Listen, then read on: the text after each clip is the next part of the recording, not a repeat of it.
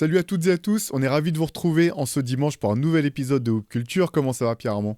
Ça va super bien, ravi de te retrouver, ta tenue, pour ceux qui te voient en vidéo, pour ceux qui ne te voient pas, tu as une veste blanche avec trois bandes bleues sur les côtés qui est absolument délicieuse, je ne peux juste te dire, et je sais que les gens vont le mettre en commentaire, on enregistre cette émission le jeudi 29 janvier, le lendemain de cette maudite soirée de Ligue des Champions pour toute la cité phocéenne. Quand je t'ai vu apparaître à l'écran avec ça, je me suis dit que tu étais bien gonflos et d'une bâtarderie de Hall of Famer. Et finalement, tu m'as avoué, évidemment, puisqu'il a fallu en antenne, que je t'explique ce qui s'était passé hier soir. Tu n'étais pas au courant, bien sûr. Mais voilà, donc tu es excusé, mais cette veste, quand même, elle va faire un clin d'œil à beaucoup de gens, peut-être tout aussi traumatisés que 99,98% de la cité phocéenne en ce jour de Hoop Culture. Voilà, donc encore une fois, j'ai pu compter sur Pierre Armand pour m'expliquer un petit peu tout un pan de l'actualité que je n'avais pas suivi. C'est mon référent de toute façon, hein. Quand j'ai des questions maintenant de type culture footballistique, j'envoie un message à Pierre Armand et je lui expliquais que non. Alors déjà, j'étais effectivement, j'avais pas du tout suivi toute cette histoire maintenant, hein. C'est bon, je suis au point. Je tiens à Vas-y, préciser vas-y. un Ouais. truc, c'est que quand j'ai raconté l'histoire à Théo, donc du début de la semaine qui a précédé, de la probabilité d'élimination de l'Olympique de Marseille, du scénario rocambolesque qui s'est passé hier soir, du but à la 120 millième minute de la tête du gardien du gardien de Benfica, Théo a éclaté de rire. Donc, vous pouvez lancer les salves d'insultes sur YouTube et partout ailleurs sur vos réseaux. Théo a éclaté de rire quand je lui ai raconté l'histoire. Voilà. Bon, maintenant, on peut commencer. Bah, l'histoire est trop belle, c'est vrai qu'on aurait pu la glisser dans notre MOOC loser ou dans c'est parfait pour Celle-là, la elle est Fédération française de extraordinaire. la loose. Là, je pense que ça va leur faire leur semaine, voire leur décennie. Donc ça, c'est très beau. Mais non, j'expliquais à Pierre Armand que c'était pas du tout malveillant. C'est pas pour ça que j'affichais des couleurs, effectivement, que j'avais pas identifiées comme étant, mais maintenant, ça me saute aux yeux comme étant les couleurs de l'OM. C'est une veste, en fait, qui m'a été offerte par mon camarade Julien Deschutner, qui est l'autre rédacteur en chef de Rivers et de Basket Session, parce qu'elle était un petit peu trop grande. Et c'est une veste Mohamed Ali. Voilà, il y a un très joli écusson. Euh, et c'était pas anodin, j'ai choisi ça parce que, voilà, comme vous le savez, si vous écoutez ce podcast, vous avez forcément vu le titre de l'épisode, que ça soit sur YouTube ou en streaming. On a décidé de faire un épisode spécial sport et politique parce que c'est vrai que l'actualité aux États-Unis et en France, mais partout dans le monde, est quand même assez problématique. On voit notamment sur cette dernière semaine, il y a pas mal de joueurs et d'acteurs du basket aux États-Unis qui se sont fait entendre. Voilà, on en parlait un petit peu entre nous les semaines précédentes avec Pierre Armand. Là, plusieurs personnes se sont fait entendre. Antoine, un peu plus tôt dans la semaine, a aussi expliqué un petit peu pourquoi on se faisait l'écho de tout ça. Et je voulais simplement, avant qu'on lance l'émission, réagir un petit peu à ce qu'avait dit Antoine et ce que vous avez pu nous dire aussi dans les commentaires. Parce que c'est vrai, malheureusement, que à l'époque actuelle, et même globalement, on a tendance à réagir de manière épidermique, souvent à ce qui nous titille. Donc on est plus, comme tout le monde, comment dire, sujet à réagir aux critiques qu'on sent un peu malveillantes ou du moins qu'on peut trouver mal, comment dire, mal formulées ou quand on nous prête des schémas de pensée qui ne sont pas forcément les nôtres. Et donc, ce qui est vrai, c'est qu'on a conscience déjà de. On vous remercie déjà de tous les commentaires que vous pouvez laisser. Même les critiques constructives, on est toujours prêt à les écouter, il n'y a aucun problème. Mais on est aussi très reconnaissant du soutien global que vous nous apportez quotidiennement. Je pense à tous ceux qui mettent simplement un petit pouce avec marqué référencement à côté. Vous n'avez pas idée à quel point c'est important pour nous avec ces histoires d'algorithmes, etc. Et même pour le moral, ça nous donne une patate incroyable. On est aussi reconnaissant pour les messages. Voilà, si vous retrouvez un petit peu dans les valeurs humaines qui nous portent, ça fait toujours plaisir. Et on a conscience de ça. On a aussi conscience que la plupart des gens qui vont apprécier un contenu n'ont pas forcément le temps, l'énergie ou le réflexe de mettre un commentaire. Alors que souvent, quand on s'élève en contre, là, on va être titillé, on va mettre un message. Donc on a bien conscience qu'on est... alors le terme communauté est un petit peu galvaudé, mais voilà, qu'on a su se trouver une tribu dans laquelle vous faites partie à part entière et on est très ravis. Voilà, on est ravis de tout ça. Ceci étant dit, c'est important pour nous quand même de parler de faits de société et de politique. Certains, encore une fois, hein, c'est une minorité de minorités qui nous ont tenu des propos un petit peu comme ceux qui ont été portés à l'encontre de LeBron James par le passé ou même de Victor Wembanyama cette semaine sur des antennes françaises, en gros en disant aux sportifs de se taire et de se contenter d'essayer de mettre un ballon dans un panier ou dans un but de foot. Nous, on est journalistes avant tout. En fait. On est journalistes. Sur ma carte de presse, il n'y a pas marqué journaliste de basket, journaliste NBA. Je suis journaliste. Donc, je ne m'interdirai jamais, et c'est vrai pour le reste de la rédaction, de parler des sujets qui nous semblent importants. Et je pense que, et là, on va pouvoir en discuter, Pierre Armand, mais vouloir déconnecter le sport de la société et déconnecter le sport de la politique, c'est pas simplement une erreur, c'est un non-sens total. Parce que le sport a toujours été un enjeu politique. Ça a toujours été aussi une plateforme qui a permis à certains moments de s'exprimer, à des gens de s'exprimer, à des gens de vouloir contrôler aussi de vouloir illustrer le sport, de vouloir illustrer leur idéologie à travers le sport. Ça, c'est depuis la nuit des temps, et donc je ne vois pas pourquoi il faudrait déconnecter complètement le sport de la politique. Ceci étant dit, je prétends pas, et on prétend pas être des spécialistes de géopolitique. On n'est pas non plus des intervenants qui sont partisans. Je vous mets au défi d'ailleurs de trouver dans nos podcasts passés des moments où on se dit soutenir un parti, soutenir un candidat, soutenir une idéologie. Ça n'a rien à voir. C'est simplement que je pense qu'on choisit d'exprimer notre part d'humanité, et quand on voit ce qui peut se passer, bien sûr aux États-Unis, mais aussi en France avec différentes formes de violence policière ou d'oppression, quand on est humain, en fait, on ne peut pas ne pas s'indigner, je pense, devant l'oppression systématique ou du moins répétée des plus faibles. Voilà, donc je me permettais, Pierre Armand, de poser ce petit préambule. On peut en discuter dans la foulée, mais je sais, on va essayer de revenir dans ce podcast, voilà, sur des moments en fait qui nous ont marqué à nous de joueurs ou d'équipes ou de sportifs qui ont pu prendre la parole d'une manière ou d'une autre, s'impliquer d'une manière ou d'une autre en dehors des parquets. Pierre Armand, qu'est-ce que toi, tout ça, ça t'évoque en gros, ces notions de sport et de politique, ces notions de sport et de société? Écoute, moi, je fais déjà écho à ce que tu dis, à ce qu'a pu dire Antoine. Il est aujourd'hui, grâce à un objet aussi maléfique que formidable qui est ça, tout le monde donne son avis. Formidable. Tout le monde peut donner son avis, mais personne ne prend le temps de donner son avis. C'est-à-dire qu'on le donne, on le jette à la gueule des gens. On n'argumente pas, on dit rien du tout. Ici, nous, on n'est pas dans un débat d'idées, on est dans une échelle de valeurs. Voilà. C'est ce qu'on essaye de dire dans Hop Culture depuis le début. 98% des gens et des commentaires qu'on laisse nous remercient de ça, que ça leur fait du bien, que voilà, les valeurs qu'on peut donner sont les mêmes, qu'ils ont l'impression c'est toujours pareil. Nous, Hop Culture, on fait cette émission à distance, mais comme si on était assis à une grande table avec vous tous et on discute en famille. Il y en a qui ne sont pas d'accord, etc. Maintenant, ceux qui, moi, parce que c'est toujours moi qui prends, hein, on ne va pas se mentir, encore sur Instagram l'autre jour, ceux qui me disent espèce de gaucho et tout, juste pour vous dire, j'en ai rien à branler quand vous me dites ça. Au contraire, ça me fait limite plaisir.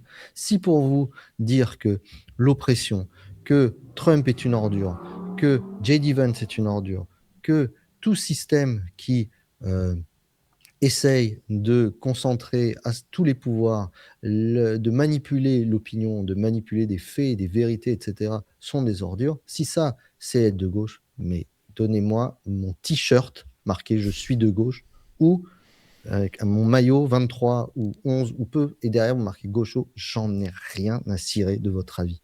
Voilà. Ceux qui me disent ça, j'en ai rien à cirer. Parce que votre avis ne m'importe pas.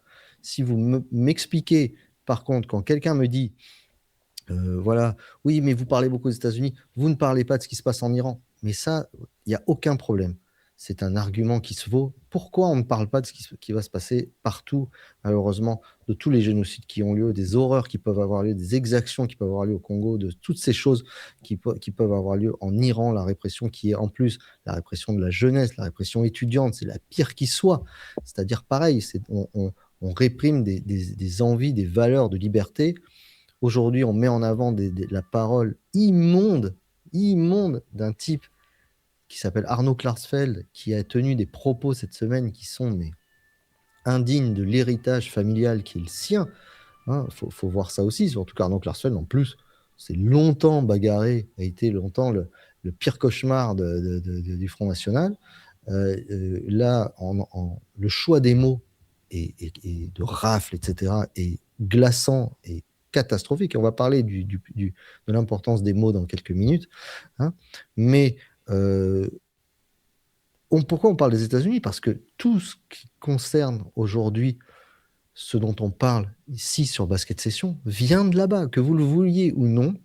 Notre culture derrière Théo, qui a derrière Théo en photo là dans son cadre? Il n'y a pas, Jean Dujardin. Il y a Spike Lee dans une rue à Dumbo avec la vue sur le pont, sur Washington Bridge derrière. Il y a marqué French Touch derrière lui. Il y a Allen Iverson.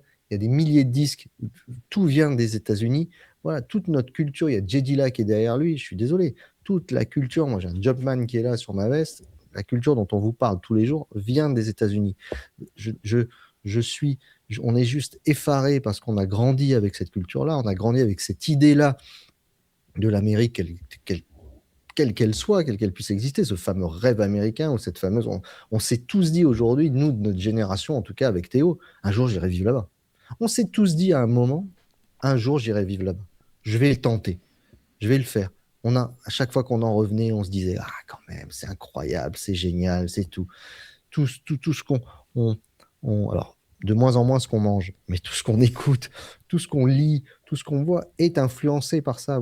Quand on voit aujourd'hui et encore une fois, ce qu'on voit au premier degré aux États-Unis, on s'en offusque parce que c'est notre pire cauchemar, parce qu'on a la trouille, la peur bleue que ça arrive chez nous. Bien sûr, ces images de Ice qui rave des gens, parce que ça c'est le vrai mot, qui exécute des gens, parce qu'on dit ces deux personnes ont été exécutées. Il n'y a pas du tout ils ont été assassinés ou quoi que ce soit. Quand on prend un type, on est derrière lui, on prend un flingue, on le met derrière sa tête, qu'on appuie 10 fois sur la détente, on exécute quelqu'un. On l'assassine. Quand on tire une fois, mais quand on met 3 balles dans la tête d'une pauvre femme derrière son volant, on exécute quelqu'un. Voilà, il faut dire les mots tels qu'ils sont. C'est absolument horrible. Les exécutions sommaires qui ont lieu en Iran, on parle de 30 000, 35 000, même 40 000 personnes qui ont été exécutées dans la rue. On va même les chercher dans les hôpitaux. C'est simple. On les prend, on les débranche et on les emmène et on va certainement les tuer plus loin. Ce sont des exactions. La seule chose, c'est qu'on a 30 000 en Iran, on a 2 personnes qui ont été assassinées aux États-Unis, mais c'est quelque chose les États-Unis, c'est quelque chose qui nous frappe parce que c'est l'image dorée de la démocratie avec tous les guillemets possibles et les précautions possibles. Quand je dis dorée, parce que je préfère 1000 fois ma démocratie à moi que la démocratie américaine, avec tous les guillemets que je mets encore sur les difficultés qu'il y a à vivre en démocratie dans les années 2020, mais aussi dans les années.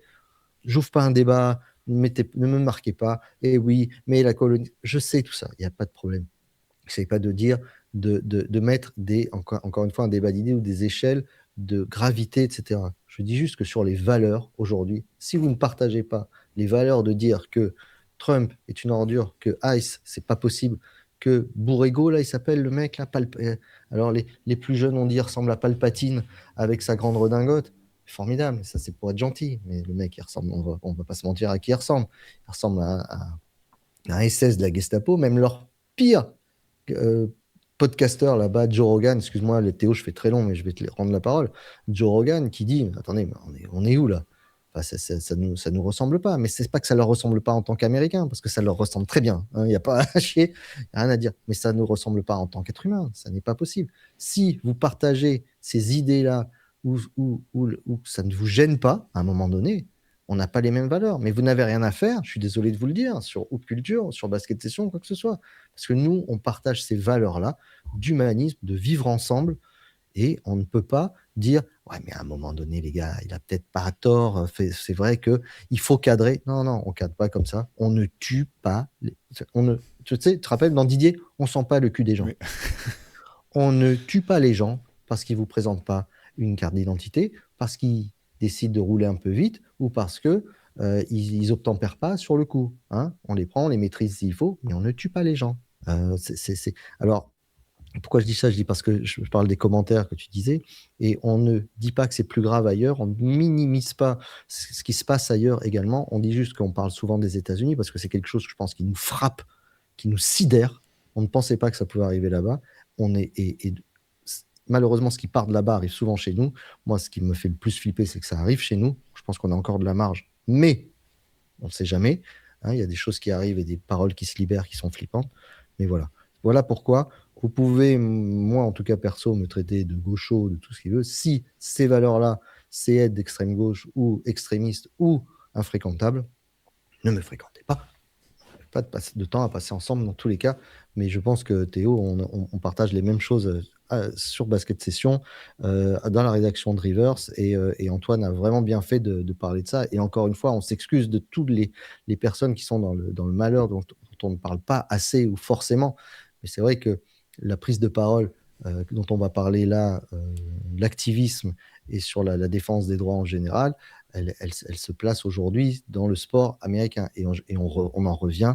Je ferme cette parenthèse et je te rends la parole, Théo, pour en revenir à notre sujet principal, c'est le sport et la politique. Oui, voilà, et c'est aussi parce que tu parlais des États-Unis en tant qu'influence, mais aussi parce que le basket, euh, la première ligue de basket au monde, elle est aux États-Unis, et donc forcément il y a des interconnexions, et ça ne veut pas dire, comme tu l'as dit, qu'on est aveugle sur ce qui peut se passer Bien sûr, en Iran, en France, les bien bavures sûr. policières qu'on a connues En récemment, encore Palestine, très récemment, il y a etc. quelques Bien semaines. sûr, bien Donc sûr. on est conscient de tout ça, et juste pour finir, moi j'ai quand même le sentiment qu'il y a vraiment une espèce de guerre qui est menée contre la culture en ce moment, aux États-Unis, très clairement, quand on voit que des livres sont bannis, que des musées même ne peuvent plus afficher ce qu'ils veulent, quand on entend dire que tout ce qui concerne l'esclavage ou comment dire, les inégalités disparaissent des livres d'histoire, des sites internet, etc., c'est extrêmement inquiétant. C'est aussi des choses qui se passent d'une manière pas similaire, mais c'est le même mouvement en fait quand même dans nos démocraties européennes. Il suffit de voir les SAP dans tous les budgets de l'école, dans tous les budgets culturels. Donc c'est Sûr. pour ça que voilà, nous, on reste un média de basket, on en a conscience, on parle avant tout de basket, mais parfois ça nous semble nécessaire de se faire entendre. Et l'autre raison aussi, c'est tu sais... et ça, c'est quelqu'un qui me l'a fait remarquer, qui me l'avait envoyé un message, et j'avais trouvé ça pertinent, c'était de dire que finalement, il y a un moment où si on se tait, on laisse la place à d'autres. Et quand on voit les torrents de choses fausses qui sont balancées en privé, à la télé, sur des réseaux, etc., il est important, je pense, quand même que voilà, que les gens qui partagent les mêmes valeurs puissent s'exprimer. Donc nous, on a l'occasion et le moyen de le faire sur ces plateformes-là. Vous avez l'occasion de le faire par les commentaires ou d'autres moyens, mais c'est bien aussi de pouvoir dire les choses. On se sent moins seul. Voilà, je fais très long aussi. J'ai reçu ce commentaire et je me suis dit en fermant mon ordinateur, bah oui, c'est vrai, ça fait du bien aussi de se dire qu'on n'est pas les seuls à se poser la question de ce qui est en train de devenir le monde globalement et d'être choqué par la tournure des choses. Juste pour faire une transition, on a fait long dans cette introduction, mais elle nous semblait quand même nécessaire pour donner un petit peu de contexte à ce dont on va parler. C'est vrai qu'il y a quelques années, on a sorti ce numéro de Rivers, voilà, le MOOC numéro 6, More Than Ballers, avec une illustration que je continue, que j'adore, qui est bien sûr tirée de la fameuse photo des JO de 1968, avec, où les trois sprinters étaient montés sur le podium, avec... voilà, deux qui avaient ganté d'un gant noir. On y a mis Bill Russell, LeBron James et Maya Moore. Ça a été très long, enfin très long. On savait qu'on voulait mettre Bill Russell, ça c'était sûr. On savait qu'on voulait le mettre sur la marche la plus haute parce qu'il a été l'une des figures importantes des mouvements pour les droits civiques dans le sport et notamment dans le basket. Il n'a pas été seul. Karim Abdul-Jabbar aussi faisait partie de ces mouvements, mais Bill Russell ayant été la superstar des années 60, toute échelle comprise, c'était important pour nous de le mettre tout en haut. Derrière, on s'était posé la question, et c'est vrai que LeBron, malgré tout, enfin je dis malgré tout parce que c'est un personnage qui divise souvent les fans de basket, même purement et simplement. Il y a les pros et les anti. Finalement, c'est pas un athlète qui laisse les gens de marbre. Et c'est vrai que sur son positionnement, même sur sa personnalité, c'est quelqu'un de complexe. Mais malgré tout, c'est quand même quelqu'un qui s'est servi longtemps de sa popularité et de sa plateforme pour se faire entendre, qui a monté des projets d'école, qui s'est fait entendre durant la première administration Trump sur les choses qui le dérangeaient, qui se faisaient entendre, donc on l'a mis aussi. Et la troisième personne qui est ici, c'est Maya Moore, dont Shai Mamou raconte l'histoire dans ce numéro. Pour ceux qui ne le sauraient pas, Maya Moore, c'est potentiellement la GOAT de la WNBA, la GOAT du basket féminin peut-être. Et c'est une joueuse qui a décidé en plein dans son prime de mettre sa carrière de côté pour défendre une cause qui lui semblait plus importante, qui était celle de faire libérer quelqu'un qui a été emprisonné à tort et finalement qui a réussi à le faire libérer. Mais ça, elle l'a fait dans son prime. C'est littéralement comme si LeBron James, je sais pas, en 2015, avait décidé d'arrêter sa carrière pour dire non, maintenant je vais travailler dans le social ou je vais mener des expériences de fond. Donc tout ça pour dire que sport et notamment basket et politique, ça a toujours été lié.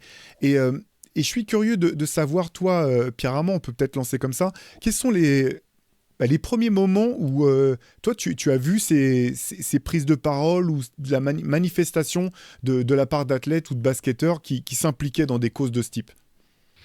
Alors, je vais te faire un parallèle avec ce dont on a parlé la semaine dernière dans notre podcast Crève-Cœur.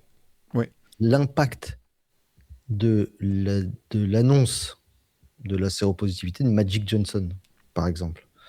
Et la manière dont il l'avait annoncé et dont il s'était engagé dans la prévention par la suite, moi, m'avait frappé parce que c'était une époque où si tu lisais pas forcément des livres, où tu n'avais pas accès à tout ce qu'on a accès aujourd'hui. Donc, j'ai découvert, moi, plus tard, alors je le savais, l'activisme de Mohamed Ali, par exemple, son refus de faire son service militaire, de s'engager pour le Vietnam, etc. Mais je ne m'étais pas rendu compte de l'impact direct. Mais c'est vrai que quand Magic Johnson avait dit ça, on s'était rendu compte de l'impact que ça pouvait avoir en Europe, mais je m'étais aussi rendu compte du problème que ça pouvait poser sur place. Parce que quand quelqu'un prend la parole sur quelque chose où il n'est pas censé la prendre, alors encore une fois, c'est complètement débile, parce qu'on joue bien au basket, qu'on ne peut pas s'exprimer sur autre chose. Mais on voyait cette espèce d'omerta qui avait autour de lui. Personne n'osait parler de ça. Si je parle de ça, comment ça va être perçu? Et c'était à une époque où la communication était beaucoup moins importante qu'aujourd'hui. Où aujourd'hui, on sent que tout est fait à tâtons, quoi. C'est vraiment, on attend qu'il y en ait un qui lève la main. Le premier qui lève la main, les autres, ils vont s'engouffrer derrière, tu vois. C'est des suiveurs plutôt que des leaders. C'est tout le problème. Et ça va être un petit peu le thème de ce qu'on va dire. Bill Russell était un leader. Et Magic Johnson, à sa manière, a été un leader. Donc moi, mon premier souvenir, c'était celui-là. C'est pas le plus grand souvenir que j'ai là-dessus. On va en repartir, mais on va en reparler. C'était 2020, bien sûr, parce qu'on était aussi à fleur de peau, parce qu'il y avait cet enfermement, parce qu'il y avait ce côté huis clos qui était très pesant, et l'assassinat de George Floyd, bien sûr, et la réaction des joueurs. Le Milwaukee qui veut pas les Bucks qui veulent pas jouer, ces maillots. Moi, on parlait l'autre jour, quel maillot t'aimerais avoir? J'aurais adoré avoir un maillot avec marqué tous ces un Say My Name, tu vois, et Butler en dessous. Voilà, je trouvais que ça, c'était quelque chose de très fort. La NBA a été extraordinaire là-dessus. Alors, la NBA, c'est pas la ligue la plus qui se jette à corps perdu dans les causes, mais une fois elle y est bien installée, généralement. Hein. Il y a eu quand même des réactions qui avaient été bonnes. Hein. Je ne sais pas ce que tu en penses. Oui, complètement. Après, on en parlait un peu avec Shai dans le CQFR du samedi et de samedi dernier, je crois. Par essence, la NBA, c'est avant tout un organe qui cherche à générer de l'argent. C'est avant tout ça. Par contre, poussé par la pression de ses acteurs, donc de ses joueurs et de ses stars, effectivement, elle s'est alignée et elle a bougé. À ce moment-là, elle a bougé de manière très forte. Et c'est intéressant ce que tu dis, parce que finalement, ça montre aussi le pouvoir réel qu'ont aujourd'hui les athlètes. C'est pour ça peut-être qu'on en attend autant, qu'on en attend trop peut-être parfois. C'est que si la NBA pouvait se passer de faire le moins de commentaires politiques en toutes circonstances, je pense qu'elle Oui, le il le ferait. ferait. C'est juste qu'elle sait maintenant que la pression va être énorme et le backlash potentiel serait monstrueux, d'autant que tu montrais ton téléphone tout à l'heure, maintenant chaque athlète a sa propre plateforme, peut s'exprimer, et donc il y a cette pression en fait aussi qui est exercée sur la NBA. C'est hyper intéressant que tu aies parlé de Magic, parce qu'en fait, en réfléchissant, en préparant un petit peu cette émission, c'est aussi le premier qui m'est venu en tête. Et ce qu'on oublie un petit peu, c'est logique, ou peut-être que les plus jeunes d'entre vous ne perçoivent pas, c'est qu'à l'époque, le sida, c'est vraiment, on en parlait la semaine dernière, c'est un arrêt de mort, en fait, quand quelqu'un dit qu'il est séropositif, c'est-à-dire qu'on s'attend à ce qu'il meure, qu'il décède dans les mois qui suivent, littéralement.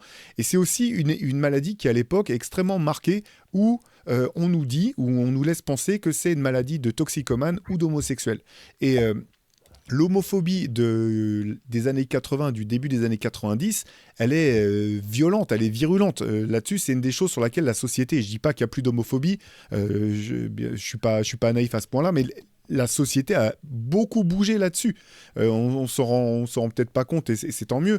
Mais à l'époque, il faut un courage énorme en fait de la part de Magic pour apparaître à la tribune comme il l'a fait, pour prendre cette parole. Et c'est vrai que ce qui est toujours frappant sur ces images, et c'est ce que les acteurs du moment racontent, notamment Vladi Divac, c'est que derrière, c'est lui qui va consoler les gars. Ce qui est assez ouf, Mmh. c'est lui qui va consoler les mecs des Lakers, parce que pour eux, c'est leur icône, leur leader, leur meilleur joueur qui est sur le point de mourir, quoi. Oui, oui, oui, c'est ça. Et je pense que c'est au-delà de simple fait de se dire, merde, est-ce que moi, dans un entraînement, j'ai pu être contaminé ou quoi que ce soit? Non, parce que c'est ce qu'on disait la semaine dernière. Après, une fois que, enfin, il y a pas de gens qui faisaient quand Magic Johnson allait en pénétration pendant les Jeux, il y avait personne la mer Rouge s'ouvrait pas devant lui, hein. Mm. Ça allait au mastic, au contact, et tout le monde allait le checker à la fin et se prendre en photo avec lui.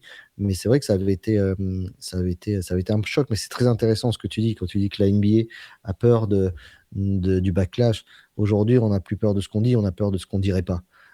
Et ça, c'est terrible parce que c'est le meilleur moyen de faire des énormes erreurs de communication ou de les faire trop tard. C'est pas grave si tu réagis à chaud et après tu dis une connerie. Tu vois, par exemple, je me rappelle de Rudy qui à chaud se met à pleurer parce que il est pas sélectionné au All-Star Game et que son rêve de gamin s'effondre un peu et qui se dit mais qu'est-ce que je dois faire pour y aller? Cette déception-là, elle est immédiate et elle est sincère. Et si tout est calculé au point de savoir, attendez, on va attendre de voir ce que disent les autres. S'ils disent ça, on verra ce qu'on dit. Mais du coup, ça manque de sincérité. Et malgré tout, tu passes ta vie à essayer de faire en sorte que ta ligue, ce soit des modèles pour les enfants, ce soit des modèles pour ton commerce quotidien. Ja Morant montre un signe de flingue. On le dégage, c'est pas possible. On peut pas montrer cet exemple-là. Et tu ne veux pas montrer cet exemple-là. Donc montre l'exemple, montre-le. Tu le veuilles ou non, les sportifs aujourd'hui sont des personnalités très importantes pour la jeunesse, hein. La parole d'un Kylian Mbappé, elle vaut 1000 fois plus que celle d'un homme politique ou d'un député, peut-être. À tort, certainement. Mais à tort, à cause de qui? Hein, peut-être que la parole politique aujourd'hui n'est plus assez respectée parce qu'elle a été galvaudée, hein. Mais moi, quand j'étais plus jeune, je me rappelle que euh, on attendait de savoir aussi ce que pouvait penser quand il y avait un vrai problème un Zidane, un Platini, un, voilà, un grand sportif, un grand chanteur, des personnalités de la pop culture, de la culture populaire, parce que c'est ça aussi, c'est pas parce qu'on est populaire qu'on n'a pas le droit de dire quelque chose. Quand chaque année ils font les enfoirés, ils sont engagés, tu vois, ces gars-là. Mm. Ils s'engagent. Ils disent c'est une forme d'engagement. Donc pourquoi tu prends pas la parole et que la vraie première parole qui soit sortie soit un Français qui sorte ça de toute sa sagesse avec des mots. Enfin voilà, tu vois, c'est ce que je te disais. Les mots de Victor Wembanyama cette semaine, c'est extraordinaire. Chaque mot est sous-pesé. Le mot horrifié, le mot. Il n'y a rien dans l'excès, il n'y a rien dans la. Tout est contrôlé. Encore une fois, je pense que c'est quelque chose qu'il a réfléchi. Il savait qu'on allait lui poser la question, il y a réfléchi. Mais voilà, il y a de la mesure qui est possible. On n'est pas dans des réactions épidermiques. Et malgré tout, il y a eu quand même des réactions suite à l'annonce de la séropositivité de Magic Johnson qui ont été dégueulasses au sein Bien même sûr. de la ligue. Des réactions Imagine s'il y avait personnelles eu. de joueurs, c'était Hmm. pas des réactions de la NBA. Parce que la NBA, elle avait été, je vais pas dire remarquable parce que c'était pas le cas, mais elle avait été une grande dignité parce que déjà, elle perdait une de ses plus grandes stars. Mais elle a moins bien géré le cas John Collins, par exemple. Hein, on va pas se mentir. Hein. Hmm. Jason Collins. Jason Collins, pardon. Ouais, J'ai dit quoi? ouais. John Collins? John Collins, Oui. ouais. Jason Collins, sur le coup, Ouais. super. Mais après, bon, Hmm. pardonnez-moi Ouais, non, l'expression, mais mais la poussière, ils l'ont vite mise sous le tapis. Tu vois ce que je veux dire? ouais, mais bon, la Ligue pour le coup aurait aimé hein, qu'il retrouve plus vite une équipe qui puisse poursuivre sa carrière effectivement. Mais pour, tu sais, Magic, imagine s'il y avait eu les réseaux sociaux à l'époque, t'imagines même pas les Évidemment. torrents de haine qui se seraient abattus sur lui. Tu parlais des propos de Victor cette semaine. Alors oui, on peut effectivement, cette semaine, il y a ce qu'on disait un petit peu en préambule. Déjà, dans cet épisode, on n'a vraiment pas la volonté ni l'ambition d'être exhaustif sur l'engagement des athlètes Bien sûr, de c'est manière impossible. sportive. On va parler de ceux qui nous ont marqué le plus ou qui nous ont marqué plus récemment. Cette semaine, tu as dit Victor s'est exprimé. C'est vrai, avant lui, Gershon Yabusele s'était exprimé sur les réseaux. L'un des premiers, ça a été aussi Tyrese Haliburton après l'assassinat d'Alex Pretty qui a pris, voilà, par le biais des réseaux sociaux. Parfait. Brianna Stewart 3 mots, dans la parfait. ligue. Ouais, exactement. Message très J'ai court rien à mais dire. très simple, Tyrese Haliburton, exactement. Brianna Stewart, qui est engagée en ce moment dans la ligue Unrivaled, tu sais, la ligue de 3-3 qu'elle a contribué à monter l'an dernier, s'est aussi exprimée. Il faut reconnaître que les athlètes WNBA ont souvent été précurseuses Bien sûr. sur toutes ces questions-là, sur l'expression de soutien, que ça soit pour le soutien aux droits des droits LGBTQ pardon, ou antiracistes, etc. C'est, je pense, encore plus que la NBA, une ligue qui a une conscience, enfin des joueuses, des sportifs qui ont une conscience accrue de ce qui se passe dans leur pays. C'était effectivement, c'est vrai qu'on se posait la question avec Shai et même ensemble, Pierre Armand, on trouvait les gens, enfin, on trouvait les acteurs de la NBA assez discrets quand même, depuis notamment depuis le déploiement de Ice en fait, parce que c'est quand même problématique. Tu sais, encore une fois, je réagis à un des commentaires que j'ai pu lire.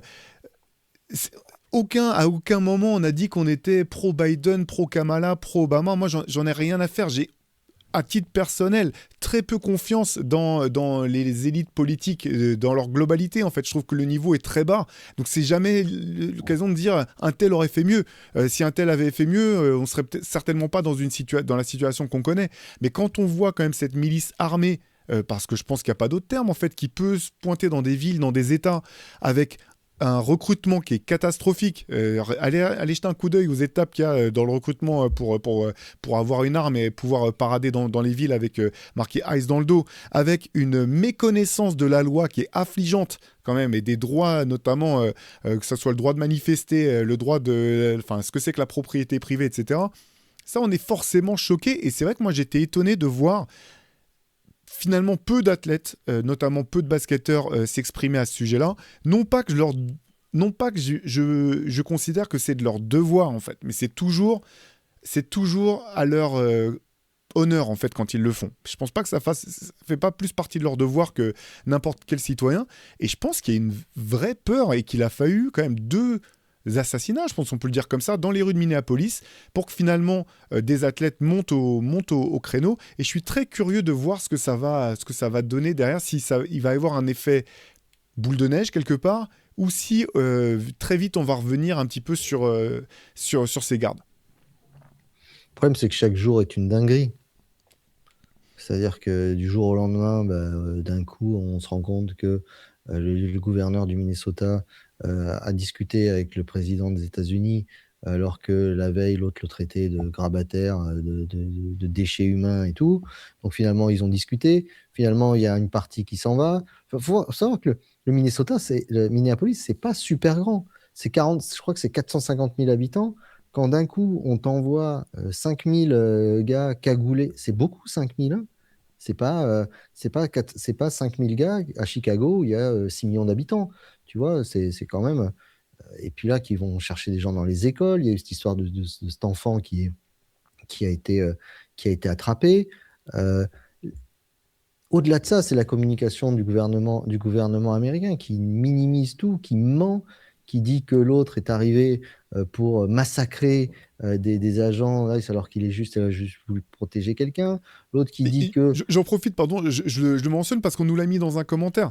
Moi, je trouve que les armes sont un des plus gros problèmes aux États-Unis. Malgré tout, il était autorisé à avoir une arme. Cette personne, Alex Pretty, là, avait un port d'arme. Il avait le droit de porter une arme. Il ne l'avait pas dans les mains. Elle était dans son holster derrière son dos. Donc, et ça, on le voit très vite dans les premières images. Donc, c'est juste pour remettre le contexte que quelqu'un nous disait mais qu'est-ce qu'il fait avec une arme dans une manifestation. Sur le fond, je suis pas loin de partager cet avis. Mais il se Bien trouve sûr. qu'aux États-Unis, c'est légal en fait.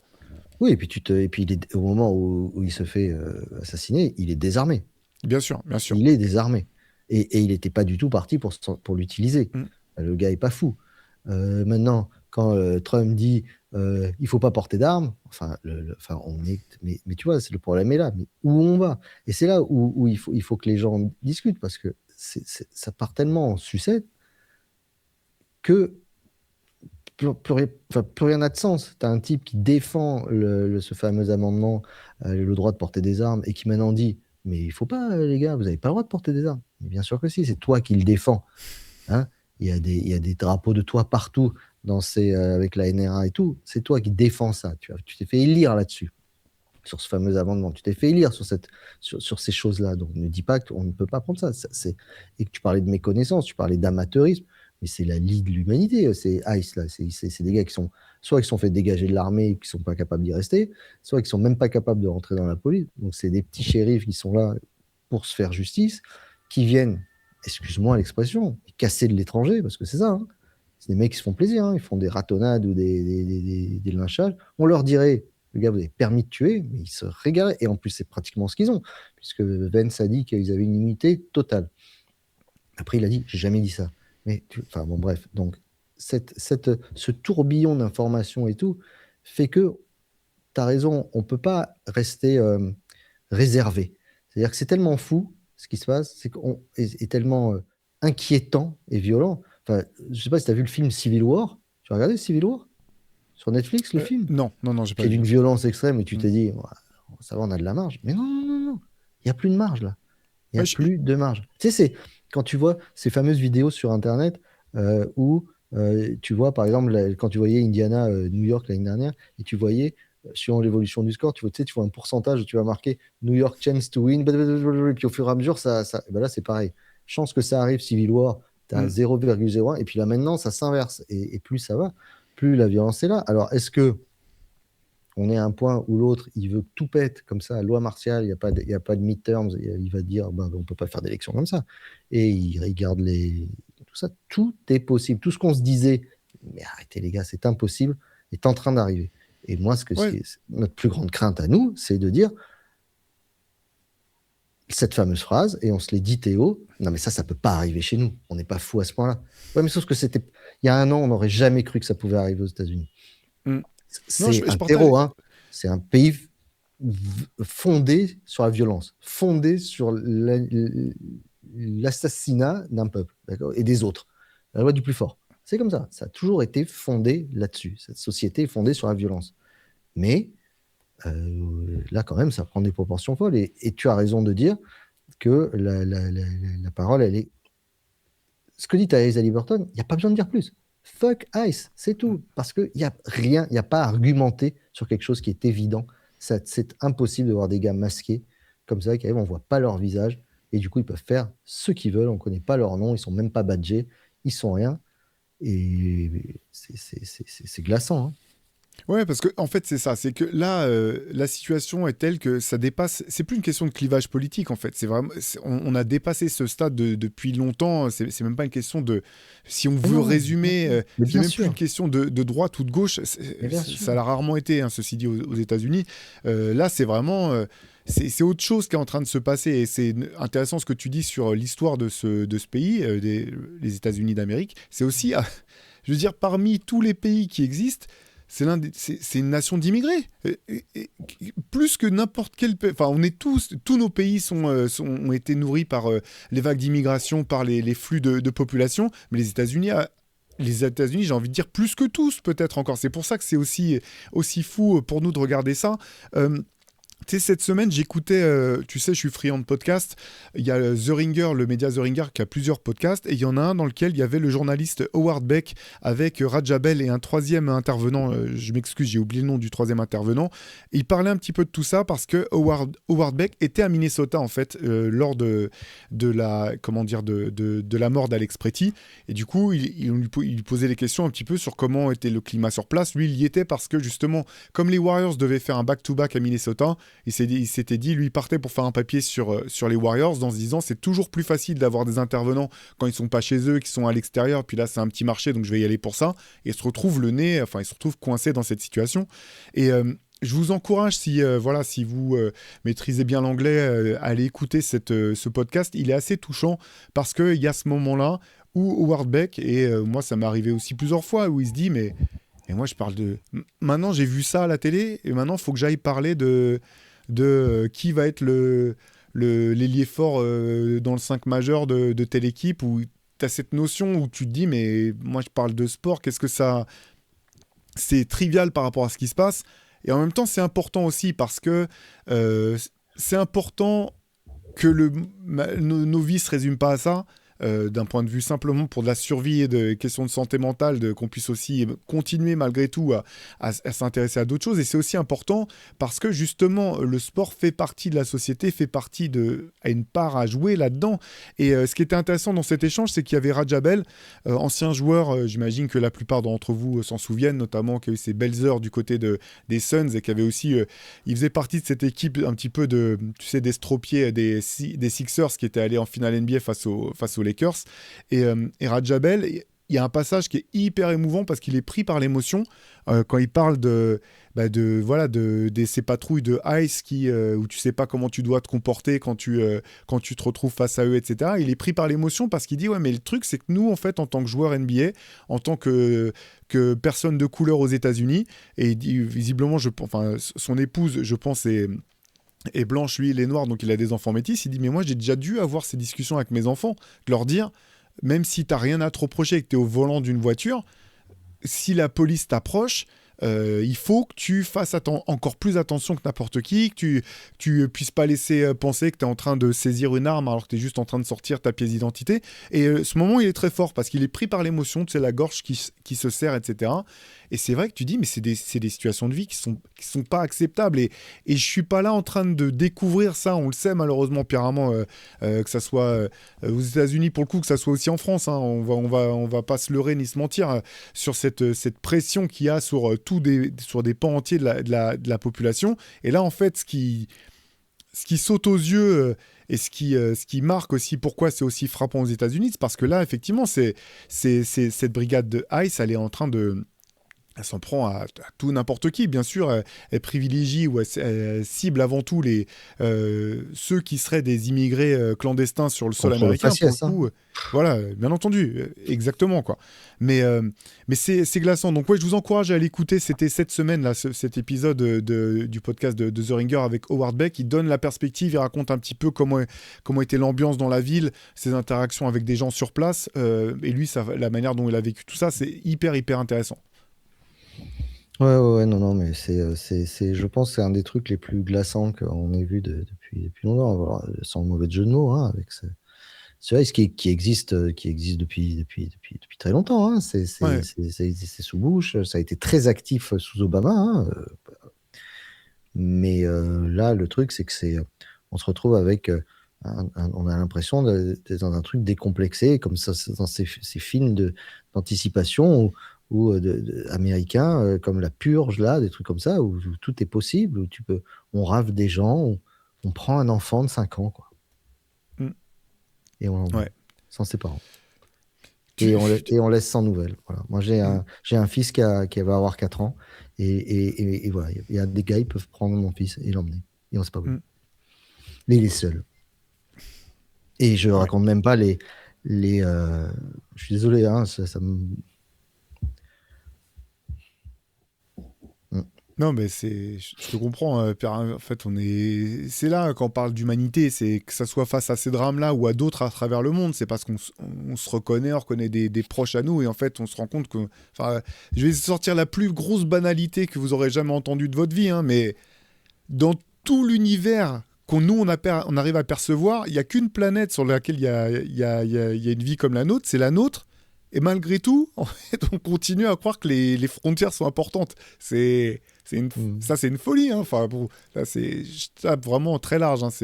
Mais vous pouvez me dire hein, que c'est banalité sans nom et que c'est absurde, mais moi, je continue d'être ébahi par ça.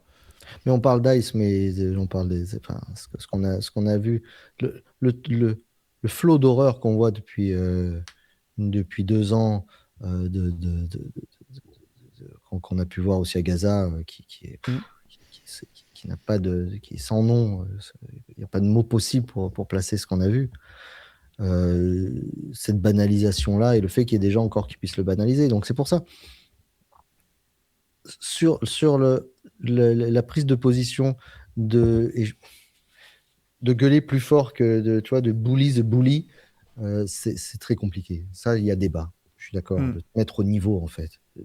Finalement, toi aussi tirer vers le bas et de te mettre en disant mais ferme ta gueule. Enfin, tout simplement, à un connard, de lui dire ferme ta gueule. Non, on peut pas. On peut pas. Il faut discuter. Et on peut avoir un débat d'idées. On peut avoir un débat, tu vois. On Mm. peut discuter encore. Mais c'est aujourd'hui cette fracture, parce que c'est deux Amériques qu'on voit qui sont séparées. Et on voit très bien, je reste persuadé que dans la sphère NBA, donc tous les joueurs qui sont là, il doit y avoir énormément de joueurs qui ne cautionnent pas forcément Rice, mais qui ont peut-être voté pour Donald Trump et qui sont très contents de ce qui se passe aux États-Unis en ce moment. Et c'est leur droit. Mm. Il n'y a aucun problème. Mais cette fracture, ces deux Amériques, comme nos deux France là, qui sont en train de se séparer et qui ne se parlent pas, qui s'invectivent par le biais des réseaux sociaux partout, mais l'écart qui s'agrandit est inconciliable. S'il n'y a personne qui essaye de dire viens, on discute, hein? Tu vois, non, c'est deux points fermés, mais il y a pas deux têtes qui disent mais quitte à s'invectiver pour de vrai et te dire, et à la fin de la journée, tu dis bon, on n'a rien à se dire, mais au moins on a essayé. Alors on ne peut pas faire ça avec tout le monde. Il y a des gens avec qui tu ne peux pas parler, tu n'as pas envie de parler. Je ne vais pas aller parler avec J.D. Vance, je n'ai aucune envie d'essayer de convaincre ce gars. Et loin de moi l'idée de convaincre des gens, encore une fois, mais de partager certaines choses. Mais tu parlais des sportifs qui m'avaient marqué. Moi, un truc très bête, mais de voir un joueur NBA au milieu d'une manifestation en 2020 comme Jalen Brown, ça m'avait frappé. Ouais, Ça m'avait clairement. frappé. Parce que ces gars-là, ils te le disent, mais je ne suis pas basketteur, je suis citoyen d'un pays où des choses ne sont pas possibles. Et en plus d'être citoyen américain, il est noir américain, hein, afro-descendant, et il y a des choses qu'il ne peut pas accepter. Alors après, tu me diras, il y en a, ils disent, oui, mais le backlash possible. Ouais, mais bon, de Après, quoi on parle? pendant, À quoi on touche? ouais, bien Tu vois, sûr. Et à quoi effectivement, à on ce touche? moment-là, ce qui était intéressant, c'était de voir justement que c'était pas simplement, il n'y avait pas que Jalen Brown. Là, les manifestations et le mouvement dont tu parles, qu'on pourrait résumer à Black Lives Matter, mais c'était plus large que ça Bien finalement, sûr les que c'est plus large que ça. revendications et le combat. C'est le moment effectivement de mon vivant où on a vu le plus d'athlètes s'impliquer clairement de manière massive. Encore une fois, hein, la fameuse grève, elle a commencé en WNBA. C'est elles en premier qui ont refusé de jouer. Ça a été suivi par les joueurs NBA, par la NBA elle-même, pour le coup, voilà, faut le reconnaître, qui, sentant ce qui était en train de se jouer, a suivi. C'est aussi pour moi le moment le plus marquant. Tu sais, moi je viens pas du tout d'une famille sportive, donc j'ai pas de culture sportive. Tu vois, j'ai pas lu, j'étais pas là à lire l'équipe quand j'étais gamin. Il y avait pas l'équipe chez moi, etc. Donc, ce que je sais des mouvements, ce que je sais de la culture sportive et des mouvements, je l'ai appris. Plus tard, tu vois. Et il y a une chose, moi, que j'ignorais, que j'ai découverte vraiment en lisant notamment son autobiographie au sujet d'Oscar Robertson, le grand joueur des Mmh. années 60. Nous, on le connaît parce que, voilà, c'est le premier à avoir fait 2 saisons, en fait, si tu les mets même, c'est 2 saisons où il était en moyenne en triple-double, chose incroyable à l'époque, athlète en avance sur son temps. Et en fait, au-delà d'avoir dû se battre, comme tous les athlètes noirs de l'époque, hein, contre un racisme ambiant oppressant, il a été le premier président du syndicat des joueurs et les joueurs actuels qui paravent des contrats monstrueux, lui doivent énormément. Parce que ce qu'il faut savoir, c'est qu'à l'époque, il n'y a pas de syndicat, il n'y a même pas de free agency. C'est-à-dire que les joueurs, à partir du moment, déjà quand tu es drafté, tu choisis pas ton équipe, et derrière, en fait, tout ton parcours professionnel, si tu es en NBA, tu choisis jamais où tu vas aller parce qu'il n'y a pas de free agency. Tu peux pas vraiment dire, bah non, moi je veux voir si une autre équipe va me proposer plus que celle-ci. Et il y a eu tout un combat, alors pour le coup syndicaliste, de la part d'Oscar Robertson, qui a été essentiel dans le développement de la ligue et dans le fait que petit à petit, les joueurs puissent avoir des droits qui soient reconnus, puis continuer à s'organiser pour progresser au niveau des primes dans un premier temps, puis des salaires, puis ce qui amène aujourd'hui où les joueurs NBA se partagent un petit peu plus de la moitié des revenus gérés par la Ligue. Et pour tout ce travail, Oscar Robertson a aussi dû mettre entre parenthèses sa carrière, a dû mettre en partie sa carrière entre parenthèses. Il n'a pas pu la défendre aussi longtemps, ou du moins de la même manière qu'il aurait pu aimer le faire. Ça, c'est des choses que je connaissais pas du tout, par exemple. Moi, je comprends pas qu'on puisse dire encore aujourd'hui que le sport n'est pas politique, quel que soit le niveau. Je veux dire, même votre gymnase qui ouvre pas à 18h, il ouvre pas parce que c'est une décision de votre mairie et votre mairie, tu vois ce que je veux dire. On le sait bien, ça. C'est clair. Enfin, tout est politique. Même votre coach est une personnalité politique au sein de votre équipe. C'est lui qui décide de certaines choses. Comme on le dit, c'est une décision du coach. Ouais, mais c'est une décision politique, c'est pour faire plaisir à un tel. Enfin, c'est des mots qu'on dit tout le temps. Ne me dites pas que la FIFA, c'est cette organisation d'ordures corrompue, comme le CIO n'est pas une organisation politique. Il tire des ficelles qui vont au-delà du sport. La NBA, c'est une organisation, mais politique et politisée. Faut savoir que le business de la NBA, pendant longtemps, c'était de rendre la culture noire accessible au public blanc, tout en préservant l'ordre établi, tu vois. Hein, on mélangeait tout ça ensemble, en bonne intelligence financière, hein, se taire pour les affaires, la fameuse phrase. Mais c'était ça aussi. C'était que les Blancs viennent s'encanailler en venant voir des Harlem Globetrotters ou en venant regarder Bill Russell jouer pour permettre à Bob Cousy de gagner des titres et de trouver ça formidable sans avoir l'impression d'aller dans des clubs de jazz là où tu n'étais pas admis ou où tu n'allais pas, tout simplement parce que c'est toi qui avais enfermé des gens là-bas en leur disant vous venez pas dans nos clubs à nous. De la même manière, la grande histoire d'Ella Fitzgerald, que si Marilyn Monroe n'était pas intervenue pour la mettre en avant, elle aurait pas eu la carrière qu'elle avait. C'était juste c'est cette manière politique de pouvoir faire de l'argent. Et l'argent, il venait de quoi? Il venait des communautés blanches qui venaient dans les salles de NBA pour voir des matchs à un certain prix. Bon, c'est impossible de dire que c'est pas politique. Alors la NBA, au sein même de la NBA, c'est une entreprise. Au sein de l'entreprise, il y a des problèmes. Il y a des canards boiteux. Il y avait l'affaire Sterling qui a été terrible quand même. Enfin, on a applaudi la NBA à cause de ça, mais c'était normal quand un de tes propriétaires est une ordure à ce point-là. Bon, bah, tu le dégages. Et puis les joueurs n'ont pas envie de jouer comme toi. Au bout d'un moment, dans votre boîte, quelle qu'elle soit, vous n'allez pas aller jouer enfin, vous n'allez pas aller travailler pour un connard qui vous crie dessus toute la journée. Quoique. C'est oui, il me crie dessus toute la journée. Tu sous-entends que je te crie ce que j'allais dire. Non, mais voilà, c'est impossible de dire que ça n'est pas politique. C'est une hérésie. C'est une hérésie. Ouais, je rebondis sur ce que tu disais au sujet de Bob Cousy et de Bill Russell. Encore une fois, Bill Russell donc, qui est au centre de ce numéro More Than Ballers. Dans le documentaire qui lui est dédié, qui est sur Netflix, hein, je crois, il me semble qu'il était sur Netflix, ce documentaire qui était sorti il y a quelques années. C'est assez intéressant de voir Bob Cousy aujourd'hui pris par l'émotion, regretté, enfin, admettre en gros que lui, à l'époque, il a profiter en fait de la renommée que son talent déjà lui valait, mais aussi le succès de ses équipes incroyables, dynastiques avec les Celtics et Bill Russell, où Bill Russell et lui ont gagné tout un tas de titres, et qui regrettait de ne pas avoir été plus... c'est la manière dont il le formule, quoi, plus à l'écoute, ou plus, tu vois, de pas avoir mieux saisi ce qui se passait. Alors c'est un petit peu dur de savoir si c'est un regret légitime ou si quelque part il y a longtemps il s'est un peu caché les yeux parce que Mm. c'était plus simple comme ça pour lui. Et de l'inverse, le côté Bill Russell où tu sentais encore jusqu'au bout un petit peu cette déception envers quelqu'un qu'il appréciait en tant que joueur, mais aussi en tant que coéquipier, que personne. Et voilà, ce regret de ne pas avoir été s'être pas senti plus soutenu malgré tout. Voilà, dans ces épisodes des Celtics, on le sait aussi quand même.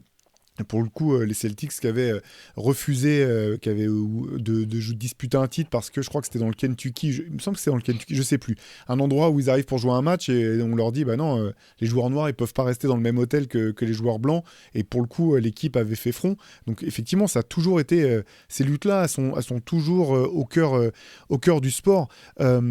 Je sais pas tout. Alors moi après voilà, il y a Maya Moore là dont encore une fois je vous invite à découvrir l'histoire qui est assez Mm. incroyable. On sait que la WNBA a vraiment quasiment toujours été au premier plan, que voilà des joueuses aujourd'hui encore comme quand tu vois Sue Bird et Rapinoe ensemble, c'est des personnages extrêmement importants finalement de la vie, même si elles sont plus actives en tant que sportives, qui ont gardé un engagement très fort et qui ont des plateformes qui ont beaucoup d'impact aux États-Unis. Je ne sais pas toi s'il y a d'autres personnalités du sport comme ça dont les prises de position ou comment dire, oui, les opinions t'ont marqué. Là, en tout cas, sur ce que tu dis, c'est l'importance de la WNBA. Moi, j'ai toujours trouvé Ouais, admirable à ce niveau-là. Euh, En fait, on en est presque à se dire, est-ce qu'on est plus marqué par ceux qui ne parlent pas? Moi, je suis effaré de voir. Alors, les prises de position de Steve Kerr sont toujours très oui. intéressantes, mais on les connaît. Malheureusement, Greg Popovich n'est plus trop en état Mm. on l'a vu, hein, récemment, on a vu des images très tristes, hein, de lui sur un bord de terrain, enfin, en train d'être retenu, d'essayer en quittant un terrain, là. Mais c'était des prises de parole que moi j'adorais également. Mais des prises de parole collectives, j'aurais aimé des prises de parole. Alors on sait que 80% des propriétaires des franchises NBA sont des gros donateurs du Parti républicain. Ça fait pas eux des supporters MAGA qui cautionnent ça. Mais justement, moi, j'aimerais bien entendre les propriétaires s'exprimer un petit peu plus. Voilà. Pareil, tu vois, dans le, dans l'incroyable documentaire sur les Celtics, on laisse la parole aux joueurs et c'est formidable. Mais à un moment donné, l'organisation, elle est tenue parce qu'il y a quelqu'un qui paye toutes ces choses-là. Et j'aimerais avoir des avis de propriétaires, d'avoir les Steve Ballmer, C'est ces vrai qu'on les choses-là. entend jamais, hein, t'as On raison, ne hein. s'entend T'as raison. jamais, les Mm. propriétaires. Les propriétaires, on ne les entend jamais. Alors, je sais pas s'il y a un pacte de non-agression qui est là, mais encore une fois, on n'agresse personne. On dit juste, enfin, j'aimerais bien que les joueurs ils aient un patch marqué Fuck Ice, tu vois, et qu'ils soient vendus dans les franchises, parce que ça me paraît normal. Ça paraîtrait logique. Bon, bah, écoute, c'est pas le cas, mais c'est vrai que la parole des propriétaires, elle est. Oui, encore une fois, se taire ou faire des affaires. Moi, une des premières paroles Mm. politiques que j'ai entendues qui m'avait c'est Michael Jordan, je vends des chaussures aux démocrates comme aux républicains. C'était une Ouais, parole. Je suis désolé, c'est une des paroles politiques. j'allais y venir. Alors, c'est vrai que lui et derrière a dit que cette phrase-là avait été sortie de son contexte, que c'était une boutade. Il n'empêche qu'effectivement, moi aussi, cette chose-là m'avait marqué. Alors, pas dans l'instant, parce que j'avais pas eu conscience de tout ça, mais tu sais, après, quand tu commences à faire des recherches, découvrir un petit peu, à en découvrir un petit peu plus, c'était effectivement un moment où il aurait pu soutenir un candidat démocrate, si je me trompe pas, c'était qui se présentait pour être sénateur ou gouverneur de Caroline du Nord, hein, si je me trompe pas. Il C'est a ça. choisi de pas le faire et finalement ça a été certainement un déclencheur qui a permis au candidat républicain de passer.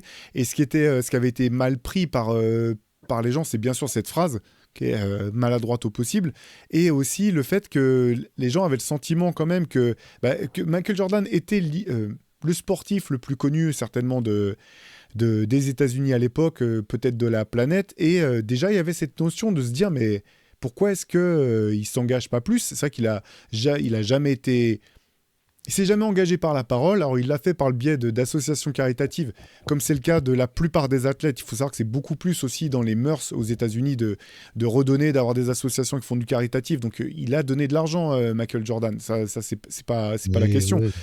Mais c'est vrai qu'il y a toujours eu cette question de se dire, finalement, il est peu, on l'entend peu. Et il y a un de ses coéquipiers, Craig Hodges, qui lui avait été, pour le coup, vocal, qui avait saisi l'opportunité d'être à la Maison-Blanche après le titre, je crois que c'est de 91, et pour aller discuter un petit peu avec George Bush, le père, et qui derrière, aujourd'hui encore, dit que ça a été c'est ce qui fait qu'il s'est fait blackballé et finalement qui s'est fait dégager de la NBA bien plus tôt que prévu. Hein. C'était, si vous le connaissez pas, c'était le joueur ou l'un des joueurs les plus adroits à 3 points de l'époque. Donc c'est le début des années 90. Donc c'est un autre contexte, mais malgré tout, c'est un shooter d'élite.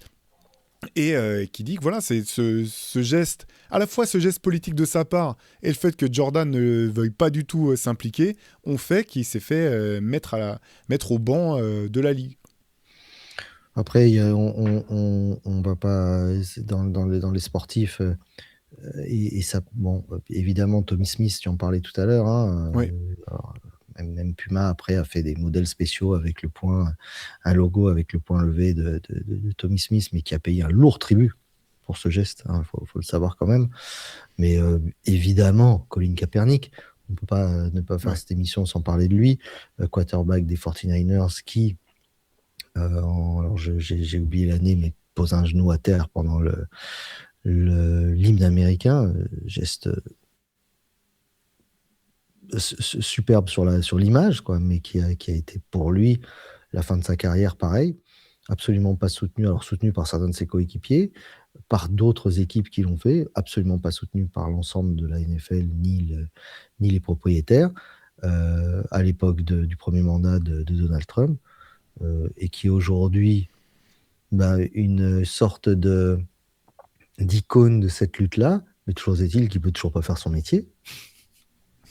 Il a essayé de montrer qu'il était capable de le faire, et ben même 2, 3, 4, 5, 6 ans après, personne ne veut le prendre, ne veut apparemment prendre le risque de vexer son public, parce que bon, le public, la NFL, c'est un public un peu particulier. Donc Colin Kaepernick, bien sûr, moi j'ai une paire de chaussures, lui, où je te l'avais montré, hein, Mm. où derrière il y a sa tête avec son afro, et il y a la date en dessous du fameux jour qui est le jour qui a changé sa vie et qui aurait pu la changer en encore mieux, mais malheureusement, il faudra attendre des années pour qu'il soit reconnu à sa juste valeur. En plus, qu'il y a un type qui était dans son prime, quoi, qui a été sorti parce qu'il a décidé que il n'était pas d'accord avec certaines décisions. Voilà, terminé. Toute une ligue a tourné le dos à Colin Kaepernick. Donc quand on me dit, vous y comprenez rien, le sport et la politique, c'est deux choses différentes, faut pas mélanger. Écoutez-moi, allez dire ça Oui. à Colin Kaepernick. Alors, ça n'avait pas pris les mêmes proportions, mais il y a eu la même chose aussi en NBA avec Mahmoud Abdul-Raouf, l'ancien Chris Jackson, qui, pareil, discrètement, en fait, souhaitait plus se lever pendant l'hymne américain, et finalement, qui a été contraint d'attendre dans les vestiaires Oui, c'est ça. que les hymnes américains soient joués avant qu'il puisse réintégrer le terrain. Mahmoud Abdul-Raouf, allez, si vous tapez dans YouTube Mahmoud Abdul-Raouf contre John Stockton, vous allez tomber sur une rouste monumentale que se prend le meneur du Jazz. C'était une espèce de mini Steph Curry avant Steph Curry, tout simplement. Et derrière, sa carrière a été finalement à trouver. Lui aussi, il a vite quitté la NBA parce que c'était trop pour la ligue de l'époque d'avoir un joueur converti à l'islam qui souhaitait se faire entendre sur la place des Afro-Américains dans le pays et dans la ligue. Et donc voilà, Colin Kaepernick, ça a pris beaucoup plus d'ampleur, mais il y a eu voilà, le combat. Et le choix de Mahmoud Abdul-Raouf a aussi été très marquant. Ça, pour le coup, je m'en rappelle un peu parce que on lui rend hommage à chaque fois, mais Georges Edil racontait un petit peu ces histoires-là, Mm. tu vois, c'était en filigrane, c'était jamais développé forcément, ces choses que j'ai creusées par la suite, mais oui, ça je me rappelle qu'il avait finalement disparu un peu vite. Après, il faut être honnête, les gens disent, ouais, mais on s'en fout d'avoir l'avis de telle personne, telle personne. Certes, moi, aujourd'hui, je m'en cogne de savoir ce que Austin Reeves y pense de ce qui se passe aux États-Unis. Enfin, tu vois, mais je pense qu'il y a quand même enfin, au sein de la NBA, une catégorie de joueurs qui se doivent dont on attend la prise de parole, parce qu'elle est scrutée, parce qu'on aimerait savoir ce qu'eux pensent de tout ça. Alors, il y en a, ils n'ont pas besoin de le dire. Parce qu'un mec comme Yanis Antetokounmpo, j'ai pas besoin de lui poser la question. Mais ils ont un micro devant, ils ont une tribune, on leur tend un micro, on leur pose certainement la question tous les jours. Je pense que LeBron, on doit lui poser la question tous les jours. Bon, alors LeBron, on ne peut pas le taxer de ne pas prendre position. Il a un tel niveau qu'il est capable de le faire. Il a encore ses chaussures avec marqué Equality derrière en permanence. Mais là, il le fait pas beaucoup quand même. Et Tu vois, il le fait pas beaucoup. C'est ce ça que m'a je quand te même dis. surpris. Vraiment, Ça m'a je suis surpris. Ouais, voilà, c'est Mm. ça. Je suis surpris de l'absence de parole globalisée et généralisée cette année. Voilà, je suis surpris de voir ça. Je suis surpris parce que à bout d'un moment, ne rien dire, c'est cautionner, quoi. Et je peux pas croire qu'il cautionne ça. Je peux pas le croire. Donc, dis-le. Parce qu'au bout d'un moment, ce silence-là, il peut être reproché aussi, comme tu disais, le backlash peut être terrible, mais merde, à un moment, ou alors, je peux comprendre aussi le fait de dire c'est tellement évident, je vais quand même pas aller prendre un micro pour dire c'est des connards. Ça leur paraît tellement évident qu'il n'y a même pas besoin de le dire. Mais je pense qu'aujourd'hui, il y a des gens qui aimeraient les entendre le dire pour se Mais je pense sentir que. soutenus. Mm. Les gens qui sont à Minneapolis, ils aimeraient se sentir soutenus par tous ces gens-là. Mm. Ils aimeraient ne pas avoir juste le vice-président des États-Unis, le président des États-Unis dire que c'est tous des terroristes d'extrême gauche ou des terroristes d'intérieur. Ils aimeraient qu'on leur avoir le soutien de ces gens-là. C'est pour ça aussi que tu vois cette petite fenêtre de Hoop Culture, moi en tout cas elle me fait du bien chaque semaine. On n'a pas été au bout de ce qu'on avait en tête, hein. Je pense que forcément, je vous l'avais dit, on n'avait pas la volonté d'être exhaustif. Il y a des tas de gens qui se sont impliqués qu'on n'a pas mentionné, mais je pense on va peut-être passer sur nos rubriques. On n'hésitera pas à refaire une autre émission, peut-être anglais différemment sur ces questions, parce qu'elles nous semblent vraiment importantes et elles occupent trop de place actuellement pour qu'on puisse simplement les passer dessus de cette manière-là. Puis rarement, on sait que quand même souvent une manière de soit de se sentir mieux, soit de se sentir moins seul, c'est la musique. Est-ce que toi, tu as eu un morceau cette semaine qui a égayé ta semaine ou qui l'a animé en tout cas? Ou qu'il a aidé à passer un peu plus. DJ Harrison, ça te parle, DJ Harrison? Ah non, pas du tout. Richmond en Virginie, quelqu'un qui était longtemps, qui a été sur le label et qui est toujours sur le label Stones Throw, qui a sorti un nouvel album, alors qu'il mêle. Lui, il est multi-instrumentiste aussi, donc il aime mêler mille ramifications de la black music dans un spectre très très large. Là, il a sorti un album qui s'appelle Electro Soul. Donc ça parle, le titre se suffit à lui-même, avec pas mal d'invités, Miguel Atwood Ferguson notamment, Ah oui. musicien génial, Pink Slifu également, Yaya B, Angelica Garcia et Yasmine Lacey, une voix soul que j'aime beaucoup. Donc voilà, sur cet album qui s'appelle Electro Soul, il y a donc ce morceau qui s'appelle It's All Love. On en a bien besoin. Et encore une fois, n'oubliez pas, quand vous allez charger de commentaires, tout ça, c'est que de l'amour. C'est que de l'amour pour vous, nos petits Hoop Culturos. Mais voilà, It's All Love, extrait de l'album Electro Soul de DJ Harrison qui vient de sortir sur l'album Stones Throw. Ok, super. Bah écoute, je vais aller checker ça. Moi, je t'avoue que mes choix de musique cette semaine ont quand même été un peu dictés par l'actualité. Comme tu le sais, j'ai une oreille qui est enfin, des affinités plutôt hip-hop, soul, etc. Et il y a quand même un groupe pour lequel j'ai toujours eu beaucoup de sympathie. C'est pas du tout une nouveauté, hein, dont je vais parler. C'est le groupe Rage Against the Machine, notamment parce que Zach de la Rocca, je trouve que par ailleurs, il rappe très bien quand il se retrouve sur les projets de Run the Jewels ou autre. Et il y a un morceau quand même un classique des classiques de Rage Against the Machine que j'avais toujours bien aimé, que j'ai réécouté pas mal cette semaine. C'est le morceau Killing in the Name, qui est toujours aussi incroyable d'énergie et que je trouve malheureusement très très d'actualité. Donc voilà, c'était mon track of the week. Tu vois, pas du tout une nouveauté, mais oui, j'étais pas mal là-dessus cette semaine. Ouais, ça, c'est les morceaux que tu as envie de voir une fois en live dans ta vie.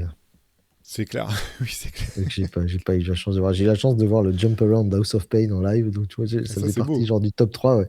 Mm. Puis j'aimerais bien savoir ce que ça donne, mais non, j'ai pas pu voir. Killing in the Name of, ça doit être pas mal. Est-ce que tu avais un coup de cœur? Oui, pour 2 personnes. Ouais. Kanye West et Nicki Minaj. Parce qu'être aussi what the fuck que ces deux-là, ça mérite un grand coup de chapeau, un coup de cœur, avant de prendre une gifle, bien sûr. Parce que le Kanye West qui doit sentir qu'il a besoin de thunes, donc il s'excuse platement de tout ce qu'il a pu dire, parce qu'il est en chien. Nicki Minaj qui est l'archétype. C'est-à-dire, si dans le dictionnaire américain, il y avait une photo de. On devait mettre illustrer en photo du rêve américain par les immigrants, il y aurait une photo de Nicki Minaj,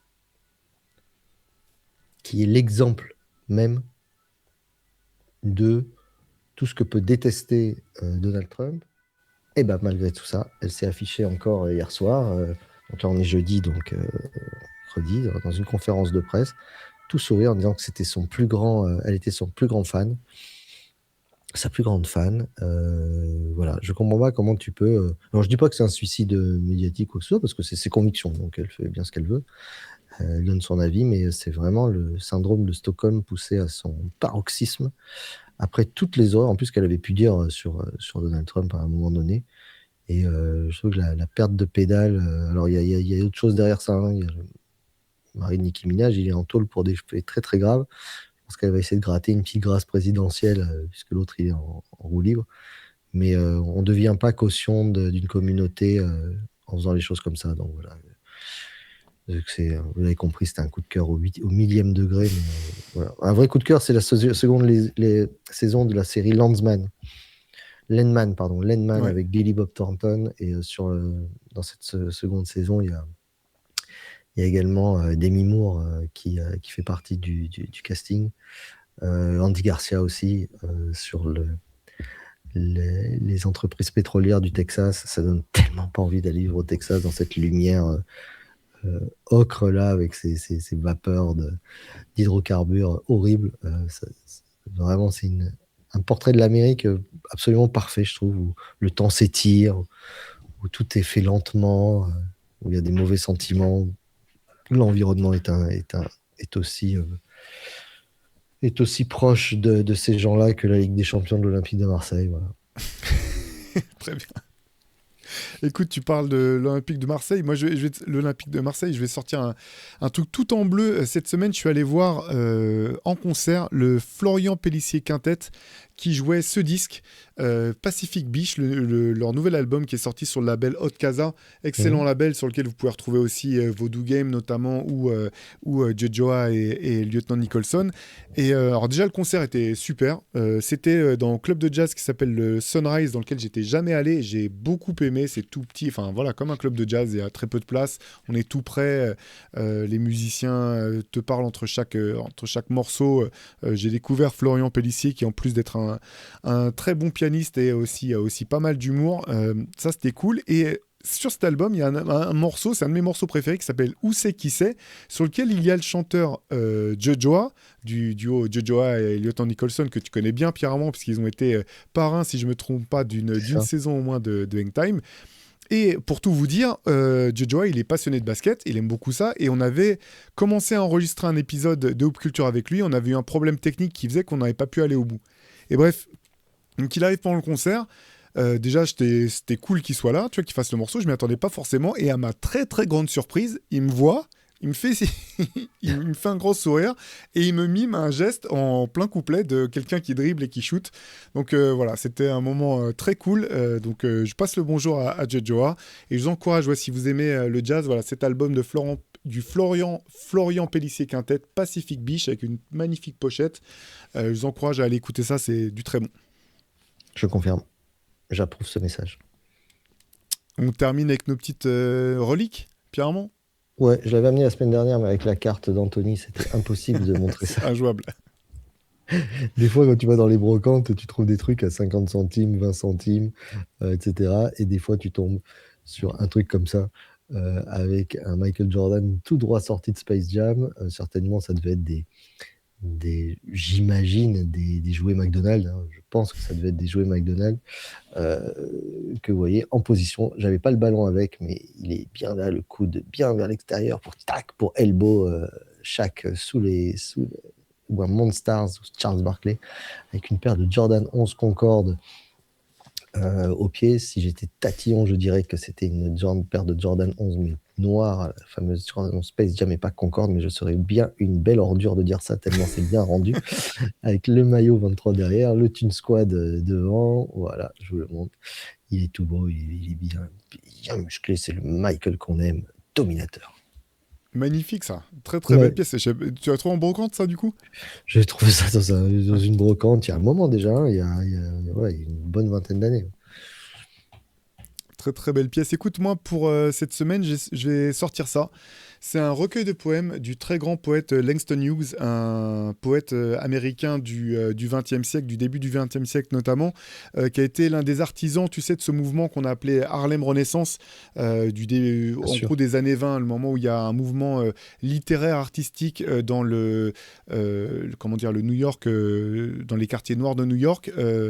Langston Hughes, la particularité, donc c'est de la poésie, c'est un auteur, c'est qu'il a vraiment transcrit le blues. Il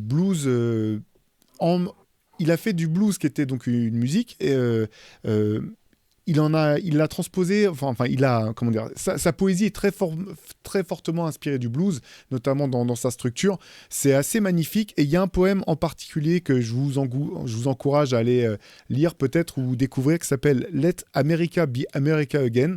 Donc qui pourrait faire penser à une certaine vision de l'Amérique, et qui est celle-ci. Je vous synthétise le propos de ce morceau, donc de ce poème, Let America Be America Again. C'est qu'en fait, l'Amérique à laquelle il se réfère, l'Amérique qu'il espère voir de tous ses yeux, c'est l'Amérique du rêve, l'Amérique mythologique, celle justement le fameux pays de la liberté où chacun pourrait être l'égal de son voisin et s'en sortir en gros à partir du moment où il se donne les moyens de le faire. Et c'est un appel, voilà, ce qui est assez beau, c'est que c'est un appel très humaniste en fait à tous les oppressés, ou du moins tous ceux qui ont le sentiment d'être parmi ceux qui travaillent beaucoup ou qui sont opprimés, mais qui n'ont pas accès à ce fameux miel que leur promettait l'Amérique. Il dit que cette Amérique-là, lui, il ne l'a jamais connue et il n'a qu'une hâte, c'est d'enfin pouvoir la connaître. Donc voilà, si vous aimez bien la poésie, Langston Hughes, c'est assez fantastique, et notamment ce poème, donc Let America Be America Again. C'est les poèmes de Hughes qui sont pleins d'espoir à chaque fois dans le propos, même s'il raconte, il décrit merveilleusement une situation qui n'en a aucune. Et c'est ça le propre de la poésie, c'est d'élever au-dessus et d'offrir une vue d'ensemble de ce qu'on espère voir de joli. Bon, en effet, c'est pas gagné. Bon, écoute, on essaiera d'aller de s'inspirer de Langston Hughes pour continuer en tout cas à vous apporter du moins du sourire, ou au moins partager notre passion, nos passions avec vous. On se retrouve bien entendu la semaine prochaine pour un nouvel épisode du Hoop Culture. D'ici là, courage à tous, courage à nous. On se dit à bientôt et voilà, on vous souhaite de passer une bonne semaine. À très vite. Salut.